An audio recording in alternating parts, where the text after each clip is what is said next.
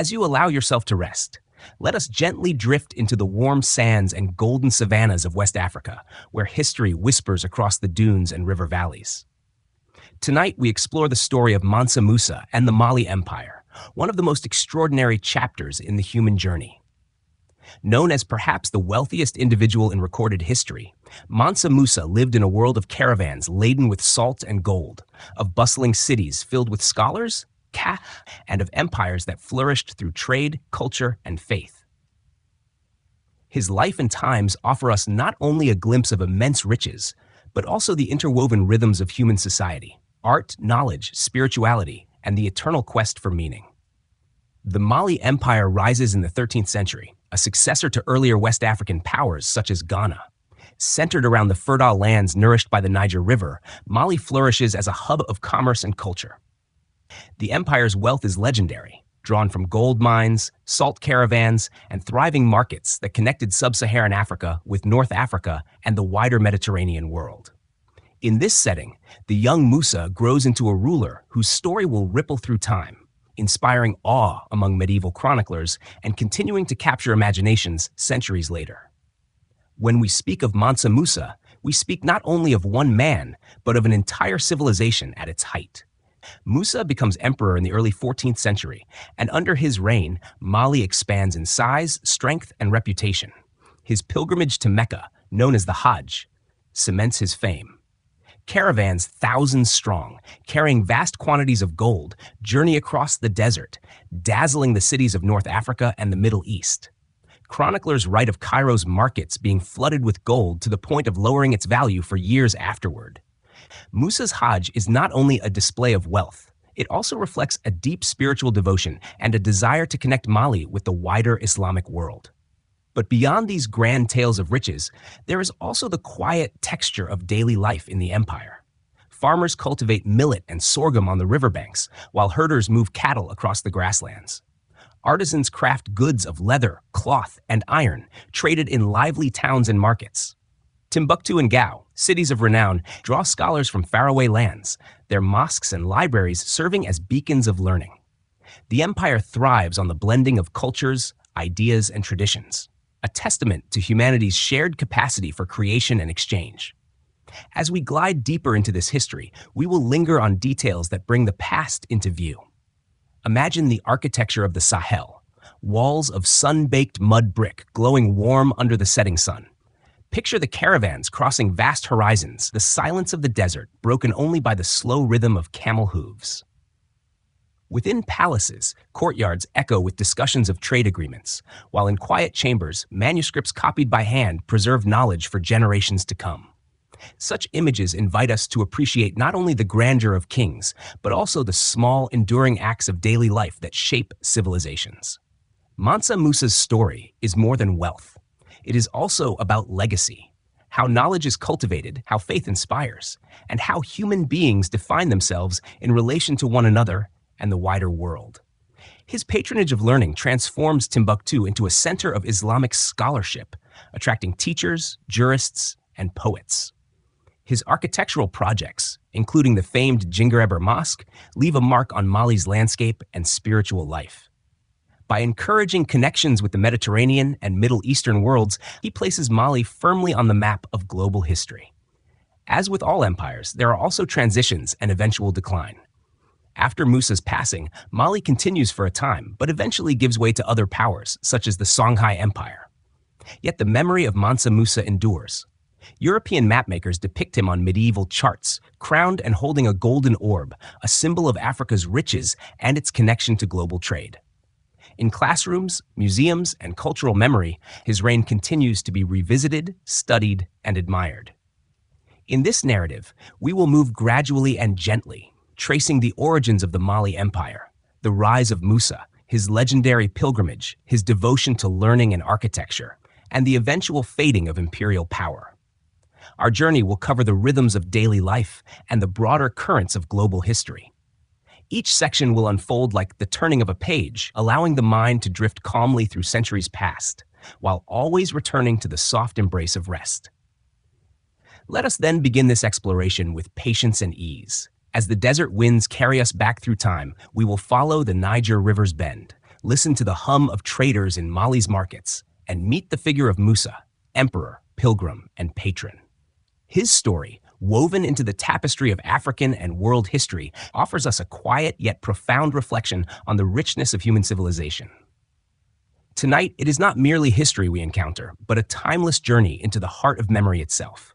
Close your eyes, breathe gently, and allow this story to carry you into both knowledge and sleep.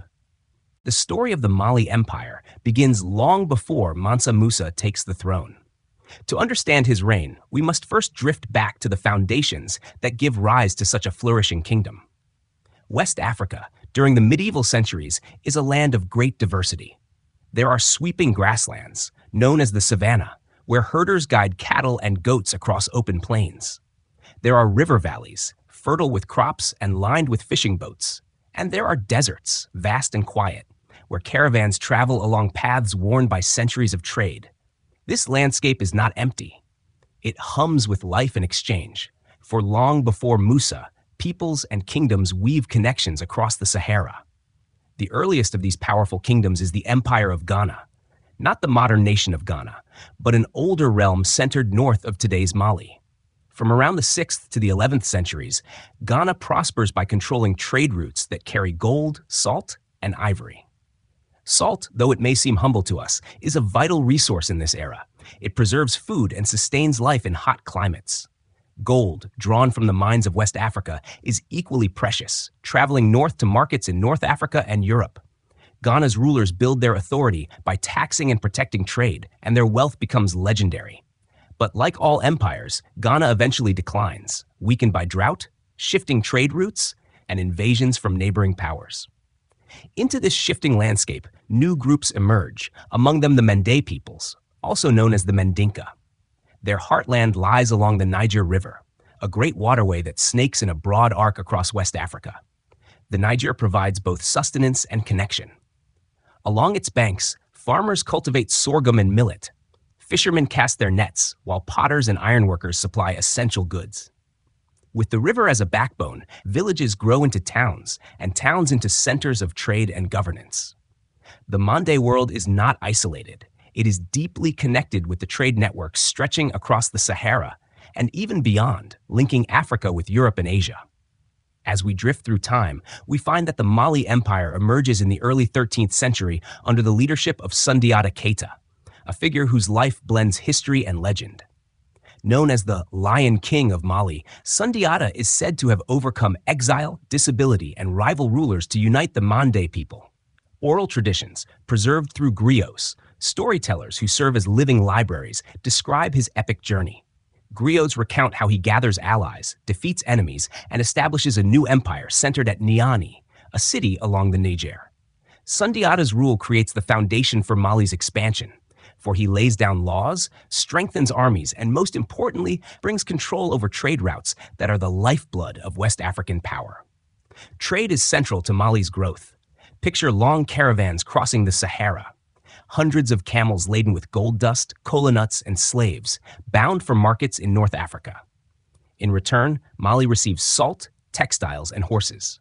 This exchange links Mali not only to its neighbors, but to the Mediterranean and Middle Eastern worlds. The wealth generated from this trade fuels the rise of great cities and ensures the authority of Mali's rulers.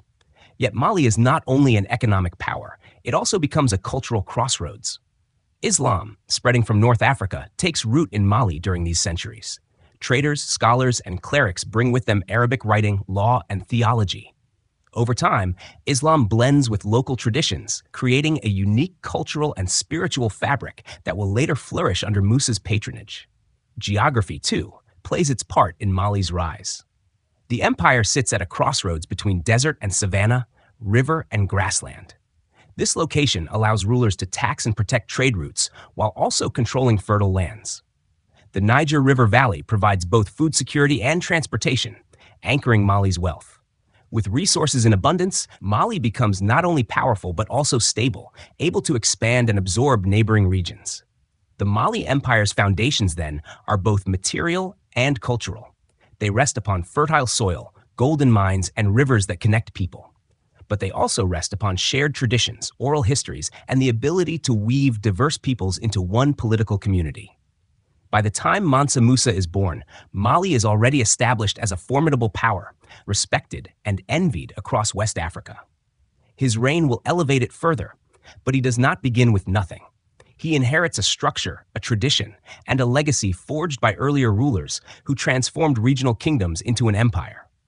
As we reflect on these beginnings, we can imagine the slow rhythm of life along the Niger. A farmer bends to sow seed. A trader measures gold dust with small copper scales. A griot gathers listeners in the cool evening, reciting verses of Sundiata's epic, his voice carrying across the quiet night. These simple yet enduring images remind us that empires are not only the product of kings and battles, but also of countless daily acts. Mali's foundations are strong because they are deeply rooted in land, people, and memory. And so, as we prepare to follow Mansa Musa's path, we rest upon this foundation of history, steady and enduring, like the flowing Niger itself. The Mali Empire's power and grandeur do not appear from thin air. They are carried on the shoulders of a lineage, a dynasty that gives shape and continuity to its rule. To understand Mansa Musa himself, we must drift back to the origins of the Keita dynasty, the family line from which he descends. The Keita name is closely bound to Sundiata, the empire's founder, and his descendants. Oral traditions, kept alive through the griots, tell us that the Keitas trace their ancestry to Bilali Bunama, believed to be a companion of the Prophet Muhammad. Though historians debate the accuracy of this claim, it illustrates the way in which the Keitas connect themselves to a sacred and noble heritage.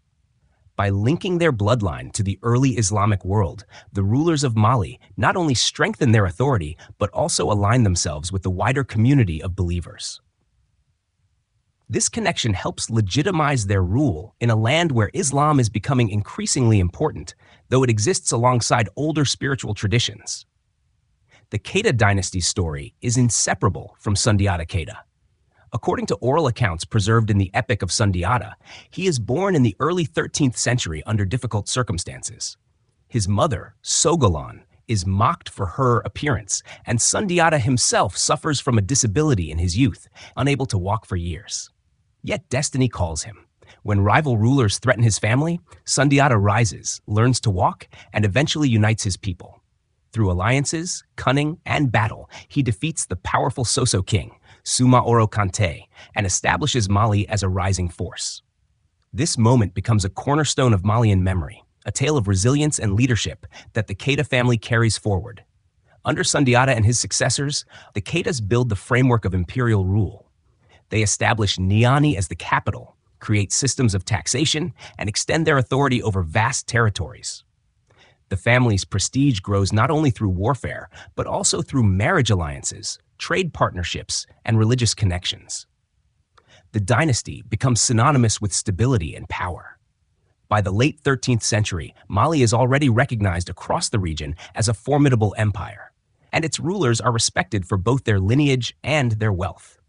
In this world, Mansa Musa is born around 1280, a member of the Keita line.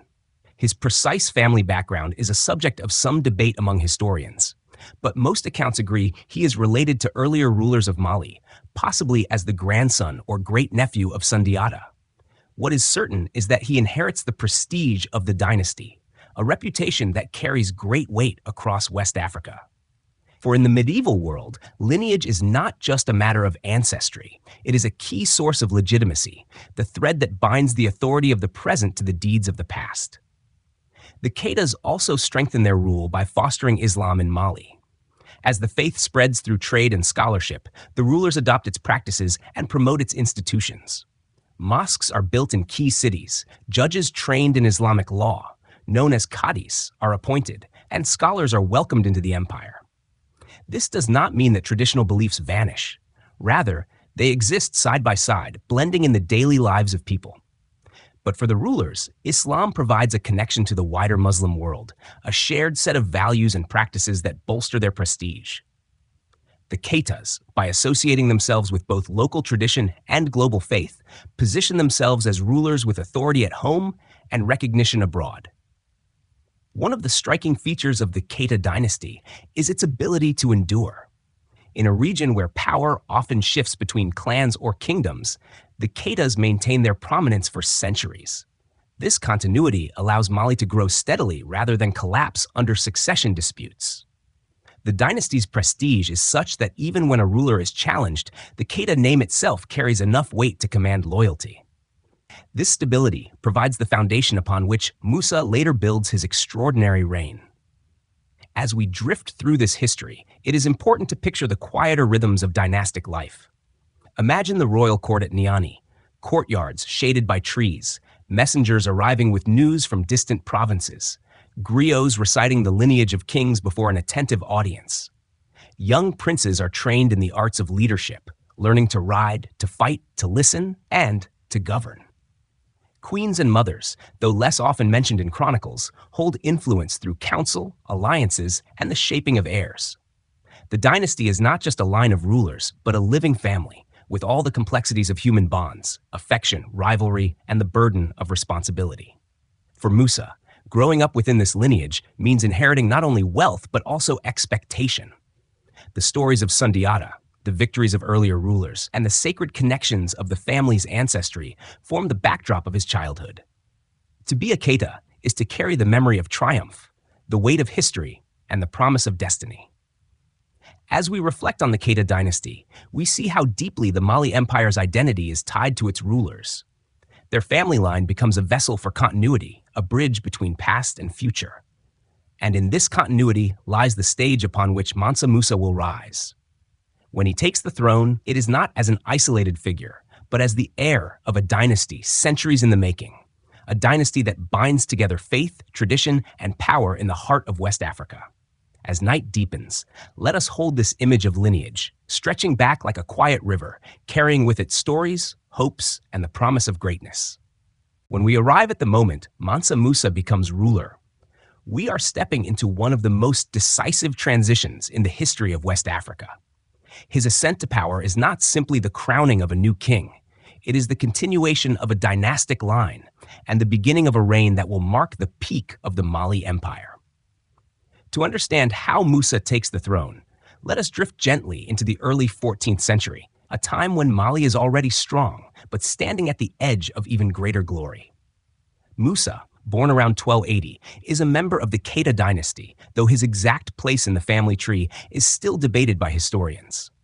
Some traditions suggest that he is the grandson or great-nephew of Sundiata Keita, while others position him as a cousin or nephew of earlier rulers. What is certain, however, is that Musa inherits the prestige of a dynasty already revered across West Africa. His lineage gives him legitimacy, and his personal qualities will soon secure his reputation. The story of Musa's rise is tied to the reign of his predecessor, Mansa Abu Bakr II, also known as Abu Bakari. According to accounts preserved by later Arab chroniclers, Abu Bakr is fascinated by the great ocean to the west. He reportedly equips a massive expedition, sending fleets of ships to explore what lies beyond the Atlantic horizon. The chronicles say that most of these ships do not return. Still restless, Abu Bakr eventually embarks on a second voyage, this time never to come back. Before leaving, he entrusts Musa as his deputy, naming him the acting ruler of Mali. When Abu Bakr disappears into the unknown seas, Musa inherits the throne, becoming the Mansa, the emperor, of one of the richest realms in the world. This tale, though colored by legend, speaks to both the ambition of Mali's rulers and the peculiar circumstances of Musa's accession. Unlike many monarchs who inherit power directly upon the death of their fathers, Musa rises through appointment and circumstance, stepping into the role almost unexpectedly. Yet, he is more than prepared. His leadership qualities, his religious devotion, and his vision for Mali soon become clear. As Mansa, Musa inherits a vast empire that stretches across much of West Africa. It encompasses fertile farmlands, bustling towns, and trade routes that connect the Sahara to the Mediterranean. He also inherits challenges, governing diverse peoples, protecting caravan routes, and balancing the demands of tradition with the expanding influence of Islam. The title of Mansa is more than ceremonial. It signifies the highest authority in both political and spiritual life, and it carries with it responsibilities that extend across vast distances. Musa begins his reign by consolidating his power. He ensures loyalty among the nobles, strengthens the army, and continues the policies of trade and taxation that sustain the empire. But Musa is not only concerned with holding what he has. He also expands Mali's territory, extending its borders eastward toward Gao and westward toward the Atlantic. By bringing more lands and people under his control, Musa transforms Mali into one of the largest empires of its time, with influence stretching thousands of miles. It is in this period that Musa begins to develop the reputation that will make him legendary. Chroniclers note his deep devotion to Islam, his fairness as a ruler, and his keen attention to trade and scholarship. His court becomes a place of learning and wealth, where officials, scholars, and traders gather. Musa understands that Mali's prosperity depends not only on gold and salt, but also on governance, order, and cultural life. His decisions strengthen the empire's foundations and prepare it for the remarkable events that follow. Let us pause to imagine Musa in these early years of rule. Picture him in Niani, the imperial capital. He walks through courtyards shaded by acacia trees, consulting with advisors and receiving emissaries from distant towns. Griots recite the deeds of Sundiata, reminding Musa of the dynasty he represents. Merchants bring news of caravan movements and river trade. Judges discuss matters of law. And amid this bustle, Musa contemplates how to guide his people with justice and vision. His demeanor is calm, yet his presence inspires loyalty and respect. As Musa establishes himself, his devotion to Islam becomes a defining feature of his rule. He supports the building of mosques, encourages Islamic learning, and promotes the practice of the faith throughout the empire. Yet, like earlier Keita rulers, he also respects traditional customs and ensures that diverse communities within Mali feel represented. His leadership blends the new with the old, creating a harmony that strengthens his authority. The chronicles that mention Musa's rise often emphasize his humility and religious devotion. He is not portrayed as a reckless conqueror, but as a ruler who balances power with piety. This balance is crucial, for it is what allows him to command respect both within Mali and abroad. When foreign traders and scholars hear of Musa, they do not only hear of a wealthy king, they hear of a devout and thoughtful ruler whose influence radiates beyond his borders. As the years pass, Musa grows in confidence and stature. His decisions expand Mali's wealth and prestige, and his devotion to Islam sets the stage for his most famous act, the pilgrimage to Mecca. Yet before we arrive at that legendary journey, we must rest for a moment in this earlier phase of his reign. It is here, in the consolidation of power, the expansion of territory, and the affirmation of faith, that Musa becomes not just another Mansa, but the Mansa who will define an age. Reflect for a moment on the quiet strength of this rise. A man unexpectedly placed in charge becomes a ruler whose name will echo across centuries. His story reminds us of the ways in which history often turns on chance, yet also on character. And as we drift forward, we prepare to follow him on a journey that will astonish the world. The story of Mansa Musa reaches its most dazzling moment with his pilgrimage to Mecca, known as the Hajj. This journey, undertaken in the year 1324, transforms him from a regional ruler into a figure of global renown. As we drift into this part of the tale, we are invited to imagine a procession so vast and rich that it astonishes all who witness it. It is not only a religious act of devotion, but also a display of wealth, generosity, and cultural exchange that leaves an indelible mark on world history. The Hajj is one of the 5 pillars of Islam, a sacred duty for all Muslims who are able to undertake it. For Mansa Musa, a devout Muslim, fulfilling this obligation is both a matter of faith and an opportunity to link Mali to the broader Islamic world. Yet Musa does not travel quietly or alone. He organizes one of the most magnificent pilgrimages ever recorded, a caravan whose size and splendor become the stuff of legend. Chroniclers from the Middle East and North Africa describe the procession in awe. They write of tens of thousands of people accompanying Musa, officials, soldiers, merchants, and servants. Camels and horses number in the thousands, each laden with supplies for the long desert crossing. Most famously, the caravan carries immense amounts of gold, perhaps the greatest concentration of wealth ever seen on such a journey.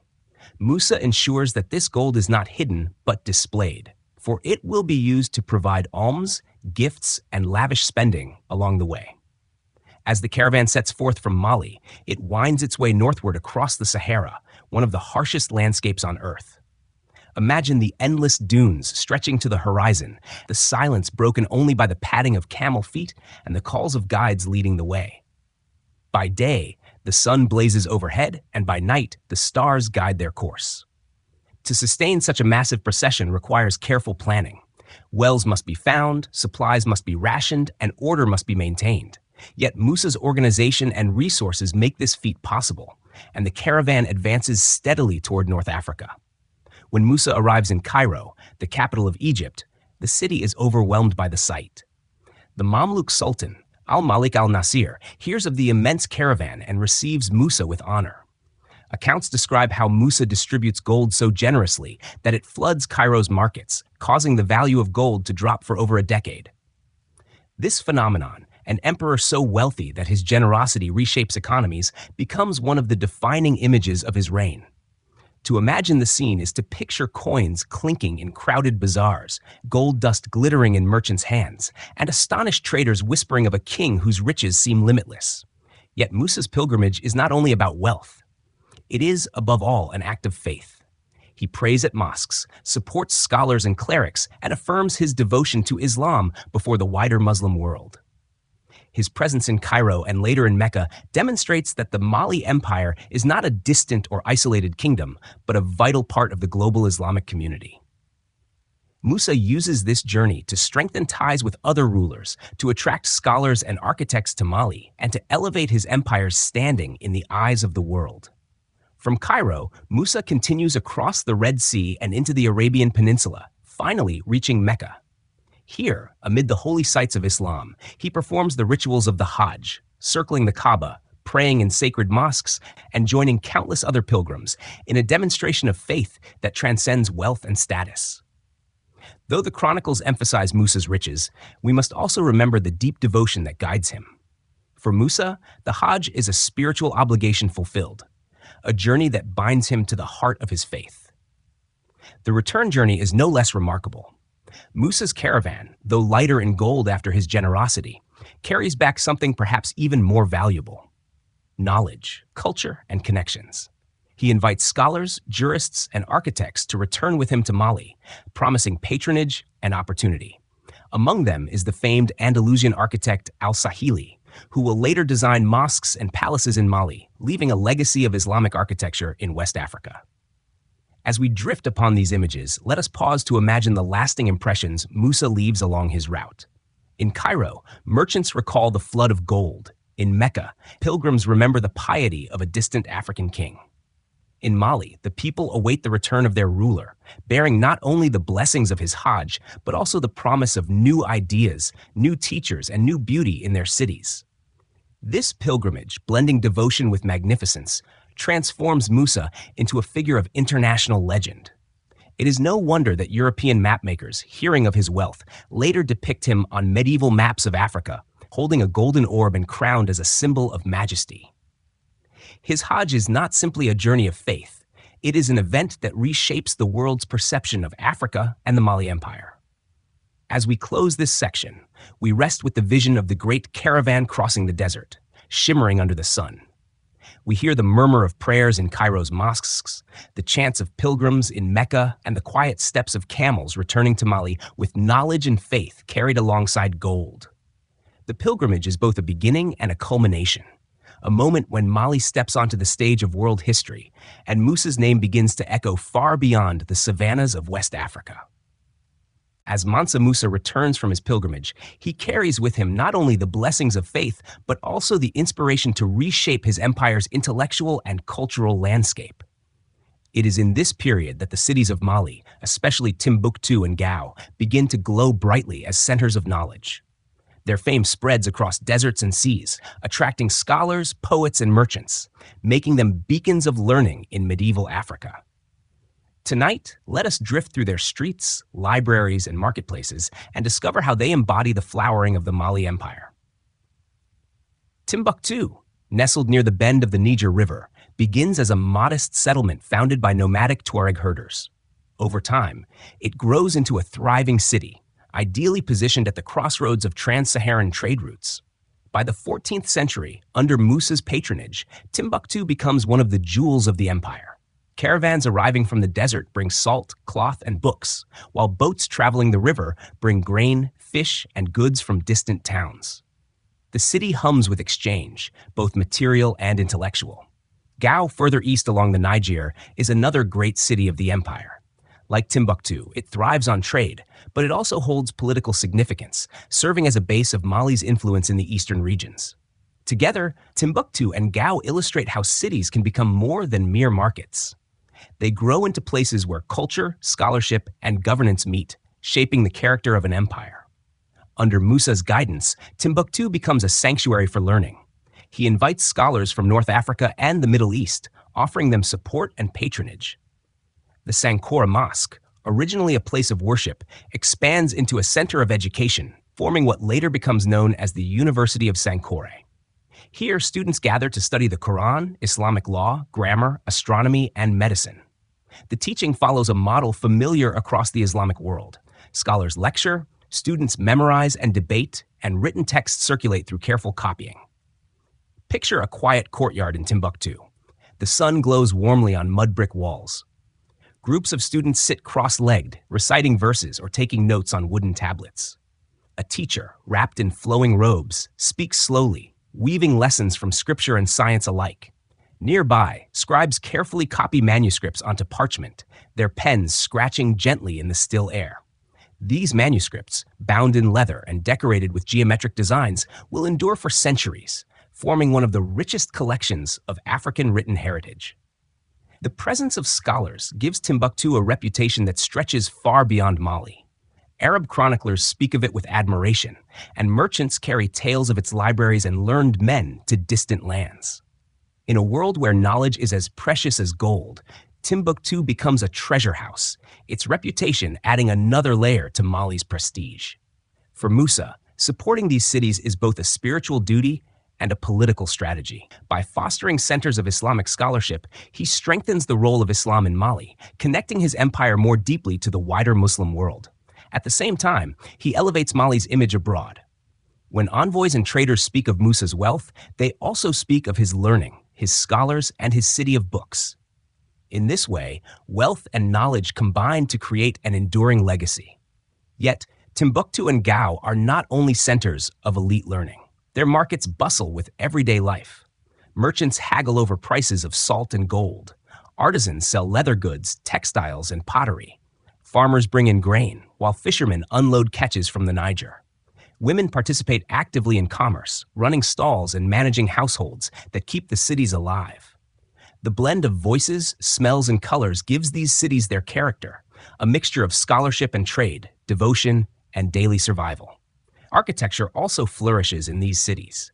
The Jingareraber Mosque in Timbuktu, built under Musa's patronage and designed by the Andalusian architect Al-Sahili, becomes a symbol of the empire's new direction.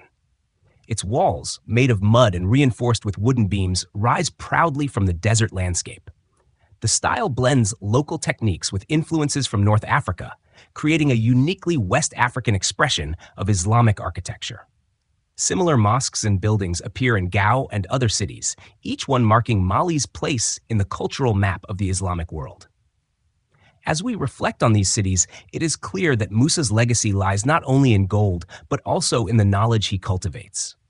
His support for scholarship ensures that generations of Malians have access to learning, while his patronage of architecture leaves monuments that stand as testaments to his reign. Timbuktu and Gao, with their libraries, mosques, and markets, remind us that civilizations shine brightest not only through wealth, but through the cultivation of mind and spirit. Imagine now the quiet of a Timbuktu night. The day's bustle has faded, and the city rests. In a scholar's home, a lamp flickers as he bends over a manuscript, copying words carefully to preserve wisdom for the future. Outside, the desert stars shine above the mud brick roofs, silent witnesses to a city whose name will echo for centuries. In these cities of knowledge, Musa's vision comes to life, a Mali that is not only rich in gold, but also rich in learning, a place where faith and intellect intertwine.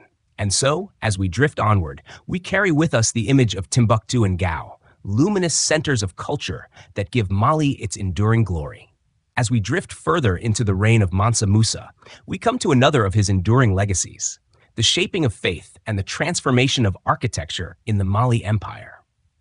His Hajj deepens his devotion to Islam and strengthens his ties to the wider Muslim world. When he returns, Musa channels his wealth and piety into construction projects that reshape the cities of Mali, leaving behind buildings that are at once places of worship, centers of learning, and symbols of his reign. Tonight, let us linger among these structures, their mud brick walls warm in the sun, their minarets reaching skyward as beacons of faith. Musa's patronage of Islam is not a sudden innovation. Islam has been present in West Africa for centuries, carried along trade routes by merchants and scholars. Yet under Musa, its role grows significantly. He does not impose the faith upon his people, but he encourages its practice, supports its institutions, and ensures its place in the life of the empire. He funds the building of mosques, endows scholars, and strengthens the judiciary by appointing qadis, Islamic judges trained in law. These measures deepen Mali's connection to the broader Islamic world, while also providing a framework of governance rooted in both faith and justice. Among Musa's most famous architectural achievements is the Djinguereber Mosque in Timbuktu. Commissioned during his reign and designed by the Andalusian architect Abu Ishaq al-Sahili, whom Musa brought back from his pilgrimage, this mosque becomes a landmark of Sahelian architecture. Built from mud brick and reinforced with wooden beams, the structure blends local building traditions with North African influences. Its design reflects both practicality, adapting to the climate and available materials, and grandeur, embodying Mali's status as a flourishing empire. Even today, the Djinguereber Mosque stands as a testament to Musa's vision, its earthen walls glowing softly under the desert sun. Architecture under Musa is not limited to Timbuktu. In Gao, Niani, and other towns, new mosques rise, each one a center of worship and community life. Palaces and administrative buildings also take shape, constructed to house officials and serve as symbols of royal authority. These projects do more than beautify the empire. They also create work for artisans, strengthen trade in building materials, and provide spaces where faith and governance intertwine. In this way, Musa's construction efforts ripple outward, shaping the economy and daily lives of his subjects. But Musa's faith is expressed in more than bricks and mortar. His devotion to Islam permeates the rhythm of the empire. He supports scholars who teach the Quran, funds the copying of manuscripts, and promotes the use of Arabic as a language of learning and administration. Islamic festivals, prayers, and practices become more visible in public life, giving the empire a rhythm of devotion that pulses alongside its trade and governance. Yet, at the same time, Musa respects the traditions of his diverse subjects. Local spiritual practices continue, often blending with Islamic customs in ways unique to West Africa. This balance reflects Musa's wisdom as a ruler, fostering unity without erasing diversity. To imagine the atmosphere of Mali under Musa is to hear both the call to prayer rising from mosque minarets and the songs of griots echoing in the evenings. It is to see architects sketching plans on tablets while artisans mold clay into bricks. It is to picture caravans delivering timber, stone, and tools, their loads destined for new buildings that will shape the skyline of cities. Architecture is not only a display of wealth, it is a living expression of faith, a communal act that brings people together in prayer, study, and governance. The buildings Musa commissions are more than functional. They carry symbolism. A mosque in Timbuktu is not only a place for Friday prayers, it is a declaration that Mali belongs to the great family of Islamic civilization. A palace in Niani is not only a royal residence, it is a reminder of the stability and continuity of the Keita dynasty. These structures anchor Mali in both local soil and global tradition, standing as physical markers of the empire's place in the world. We can pause here and imagine one of these mosques at dusk. Worshippers gather as the air cools. The imam calls the faithful to prayer, his voice weaving gently through the quiet streets. Inside, the space is simple but serene. Mats rolled across the floor, lamps casting a warm glow, voices rising together in devotion. Outside, children play in the courtyards, while elders discuss matters of trade and law. The mosque is not only a house of worship, but a center of community life, binding people together through both faith and fellowship. Through his devotion and building projects, Musa ensures that Islam in Mali is not just an imported faith, but one deeply rooted in the landscape and daily life of his people. The mud brick walls, the wooden beams, the manuscripts copied by hand, these are the enduring signs of a civilization where faith and culture blend seamlessly. As we rest with this image, we see how Musa's legacy lies not only in the wealth he displays, but in the structures he leaves behind. His architecture, both physical and cultural, shapes Mali for generations. And so as night deepens, let us imagine the glow of lamplight on mosque walls, the quiet murmur of prayers, and the timeless presence of buildings that embody devotion.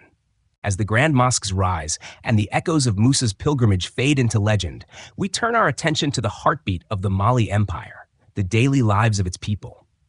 For while kings and caravans capture the imagination, it is the farmers, herders, traders, and artisans who sustain the empire's strength. Their quiet labor fills the granaries, drives the markets, and weaves the fabric of society. Tonight, let us wander gently through fields, markets, workshops, and households, listening to the rhythms of everyday life in medieval Mali. The foundation of Mali's wealth rests upon agriculture. Along the fertile valleys of the Niger River, farmers cultivate crops that feed the empire's cities and armies. Millet, sorghum, and rice are staples, grown in carefully tended fields that rely on seasonal rains and the nourishing floods of the river. Women and men alike participate in planting and harvesting, their efforts synchronized with the turning of the seasons. In the mornings, the fields stir with movement, farmers bending low to sow seed, children carrying water, elders guiding the younger generation with patient instruction. The cycle of planting and reaping shapes not only the economy, but also the rhythm of life itself. Livestock herding also plays a central role. On the open savanna, herders guide cattle, sheep, and goats, their movements tracing ancient grazing paths. The sound of bells around the animals' necks carries across the grasslands, a gentle music that marks the empire's pastoral wealth. Cattle are more than food. They represent prestige and serve as markers of status and exchange. Herders and farmers live in mutual dependence, exchanging grain for milk, meat, and hides, weaving together a balanced economy that sustains villages and towns. Trade, however, is where Mali's prosperity truly shines. The empire sits astride some of the most important trade routes of the medieval world, and its markets pulse with energy. Caravans arrive from the desert, their camels laden with salt slabs, fine cloth, and horses. From the south come kola nuts, ivory, and gold. Within the towns, merchants arrange stalls filled with goods, spices, pottery, iron tools, and woven textiles. The air is alive with bargaining, laughter, and the hum of many languages. Arab, Berber, and African traders mingle, each bringing news and customs from afar. In these markets, currency takes unusual forms. Gold dust is carefully measured in small containers, exchanged for goods with remarkable precision. Salt, so valuable in hot climates for preserving food, sometimes functions as currency itself, traded in thick slabs cut from desert mines. Every transaction reflects not only economic necessity, but also social ties, for trade is as much about relationships as it is about goods. Trust and reputation carry great weight, and merchants rely on bonds of honor as they travel long distances across perilous landscapes. Artisans enrich these markets with their craft. Blacksmiths shape iron into tools, weapons, and farming implements. Their skill is respected, even revered, for blacksmiths are seen as mediators between earth and fire, wielding powers both practical and symbolic. Leatherworkers fashion sandals, bags, and saddles from animal hides, their goods carried by caravans across the Sahara. Weavers spin cotton into cloth, dyeing it in indigo hues that shimmer in the sun. Potters mold clay into vessels that hold water and grain, each piece both useful and beautiful. These crafts give Mali its character, the handiwork of countless skilled individuals sustaining an empire. Life in Mali is not only economic, but also social and spiritual. Families live in compounds of mud brick houses, their walls shaded by thatched roofs. Within these spaces, daily routines unfold with quiet regularity, cooking meals over open fires, grinding grain with stone tools, sharing stories at dusk. Griots, oral historians and musicians, play a vital role in community life, preserving the past and guiding the present with their songs and recitations. Their words weave memory into music, reminding people of their place in the larger story of the empire. Religion also shapes daily existence. While Musa promotes Islam across the empire, traditional beliefs continue to thrive in villages and households. People honor ancestors, practice rituals tied to the land, and seek the guidance of spiritual leaders. In many cases, these traditions blend with Islamic practices, creating a unique synthesis of faith. A villager may attend Friday prayers at a mosque, then return home to perform a ritual honoring family ancestors. This blending enriches Mali's cultural fabric, ensuring that spiritual life remains deeply rooted in the rhythms of the land and community. Education, too, is part of everyday life, though it takes different forms for different people. In cities like Timbuktu, students study the Quran and sciences under learned teachers. In villages, knowledge is passed through oral tradition. Elders instruct children in farming, herding, and storytelling. Skills are learned by doing. Wisdom is carried in memory, and every generation becomes both student and teacher in turn. To imagine a day in Mali is to picture harmony between labor and leisure, between survival and celebration. Festivals mark the changing of seasons, marriages, and religious observances. Drums sound, dancers move in circles, and laughter fills the air. Music, with its rhythms of drums, flutes, and stringed instruments, provides joy and continuity, echoing the heartbeat of a society bound together by shared traditions. As we reflect on this world, we see that the grandeur of Musa's empire is not sustained by gold alone.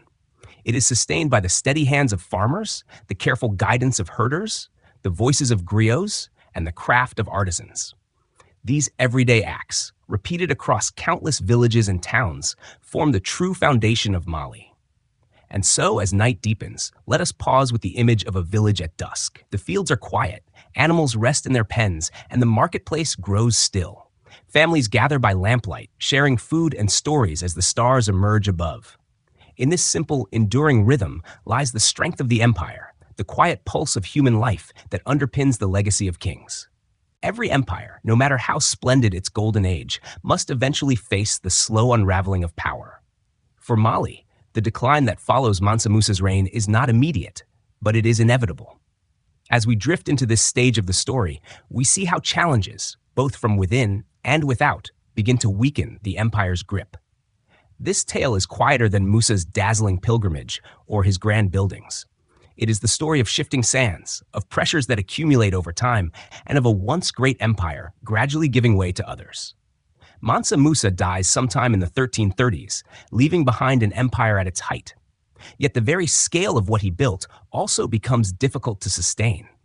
His heirs inherit vast territories stretching from the Atlantic coast to the edge of the Sahara.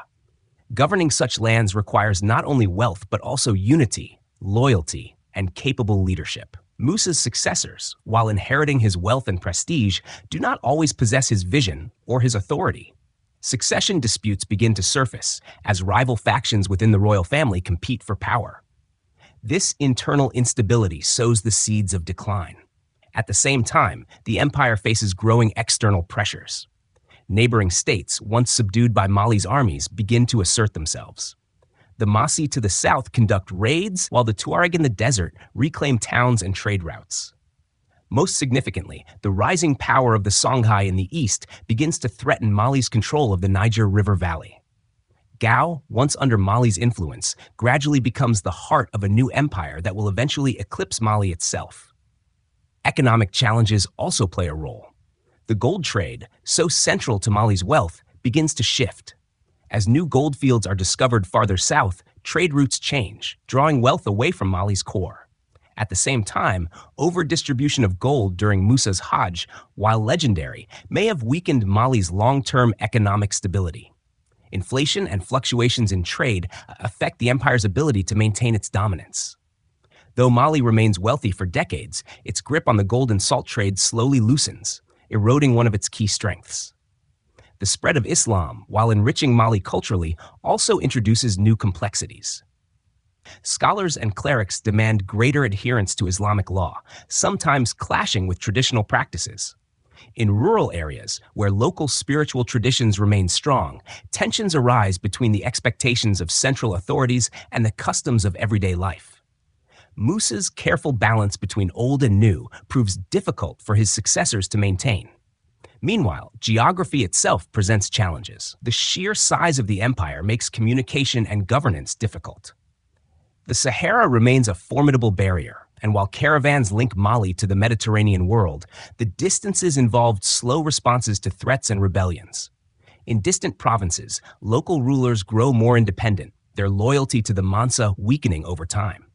Without Musa's commanding presence, the bonds that once held the empire together begin to fray. By the late 14th and early 15th centuries, Mali is still a respected power, but its influence is fading.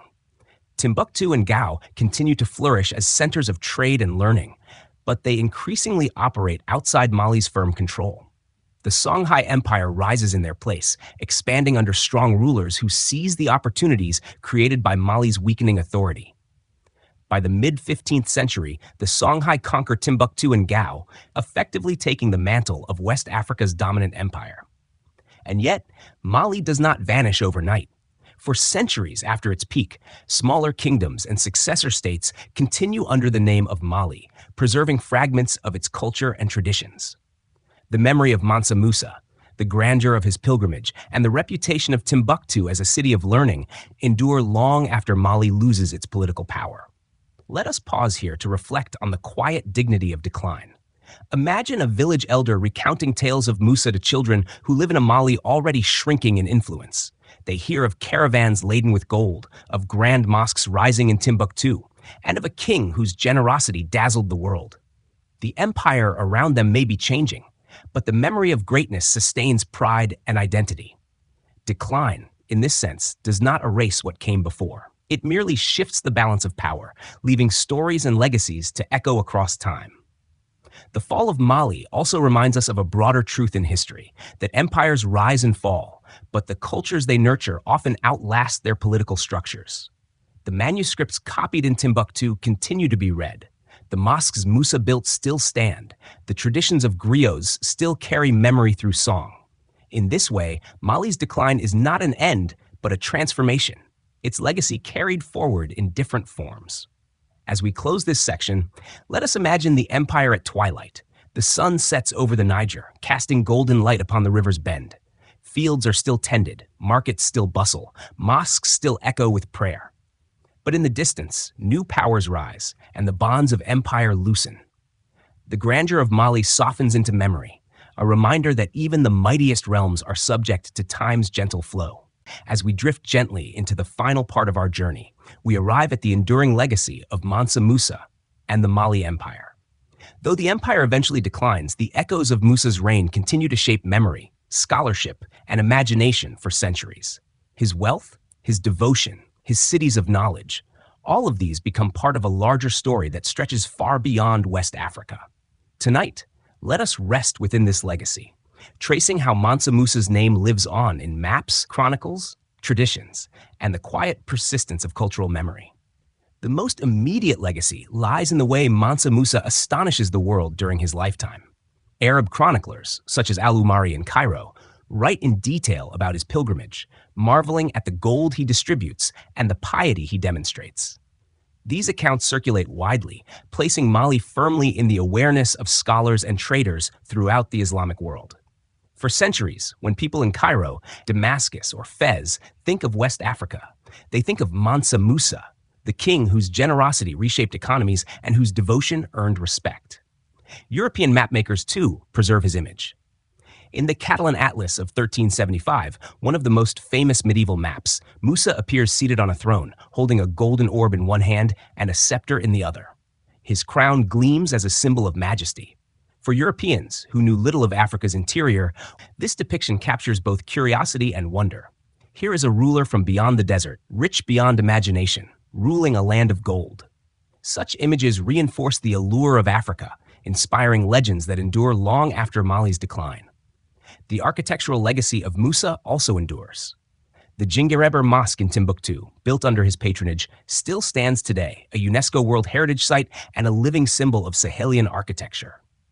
Its mud brick walls, supported by wooden beams, are maintained year after year by local communities, preserving a tradition that links past to present. Other mosques and buildings commissioned during his reign, though altered by time, continue to shape the landscape of West Africa. They remind us that Musa's wealth was not only displayed, but also invested in enduring structures of faith and community. Equally important is the intellectual legacy. Musa's patronage of learning ensures that Timbuktu becomes a center of scholarship whose reputation lasts for centuries. The manuscripts copied there, covering subjects from theology to astronomy, medicine to poetry, remain one of Africa's greatest intellectual treasures. Even in periods of political decline, these texts preserve knowledge and inspire future generations. Today, collections of Timbuktu manuscripts are studied by scholars worldwide, a testament to the intellectual flowering that Musa helped cultivate. The cultural memory of Musa is also carried by griots, the oral historians of West Africa. Through song and story, they preserve the tale of his reign, ensuring that even in villages far from Timbuktu or Gao, people remember the Mansa, who embodied wealth, devotion, and wisdom. Oral traditions give texture to his memory, emphasizing not only his riches, but also his generosity, his justice, and his role as a patron of culture. These stories, passed from one generation to the next, keep alive the spirit of Musa long after the empire fades. Beyond Africa, Musa's legacy influences how the wider world perceives the continent. In an age when many Europeans imagine Africa as distant and mysterious, Musa stands as proof of its wealth, complexity, and power. His reign challenges stereotypes, showing that Africa is not a land of isolation, but a vibrant participant in global networks of trade, faith, and scholarship. In this way, his story continues to resonate, offering a reminder of Africa's central role in world history. Yet Musa's legacy is not only grand and external, it is also found in the quiet persistence of daily traditions. The agricultural practices that sustained Mali continue among farmers along the Niger.